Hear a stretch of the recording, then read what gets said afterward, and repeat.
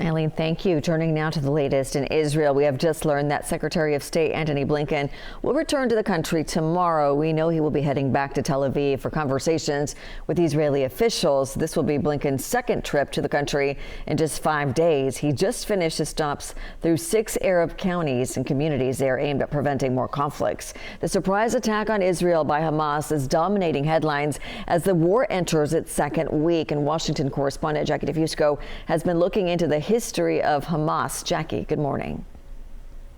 Yeah. Hamas is a Palestinian militant group that for years the United States has designated as a terrorist organization.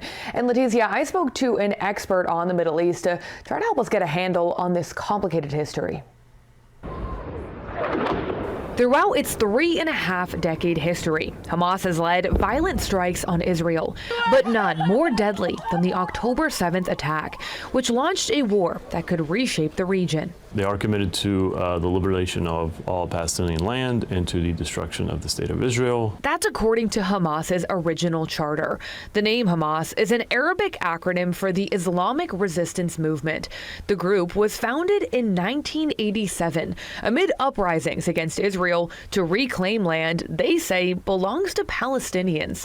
Hamas has governed the Gaza Strip since 2007 when it ousted a rival party from power. They're very much in disagreement with the other Palestinian faction, which is Fatah, or the Palestinian Authority, which is a lot more committed to talking and diplomacy with the Israelis. After Hamas took over, Israel responded with a strict blockade on Gaza, restricting people and supplies from moving across the border and ravaging the economy. Israel said it was needed to keep the group from getting weapons, but now long-standing tensions reaching a breaking point. I'm not exactly sure really what Hamas is trying to achieve beyond, of course, overturning the status quo, which they feel is unacceptable. And they want to force the conversation of the Palestinian issue once again on international powers.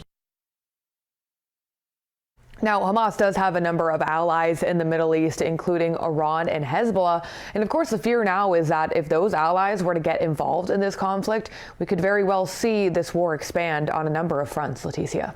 And Jackie, the Israel-Hamas conflict has been going on for decades, as you mentioned. And do we know why Hamas launched this unprecedented surprise attack now? Yeah, analysts have an idea, at least. In recent years, Israel has been engaging in peace talks with a number of other Arab countries without making concessions on the Palestine conflict. And so some feel that the timing of this recent attack from Hamas is significant because essentially it throws a wrench into further talks around peace and normalization in the Middle East at a critical time. And Hamas leaders are also seeking the release of thousands of Palestinian prisoners from Israeli jails, and they're trying to stop the cementing of Israeli settlements on the West Bank. Back to you, Leticia. And Jackie, thank you so much for your report from Washington.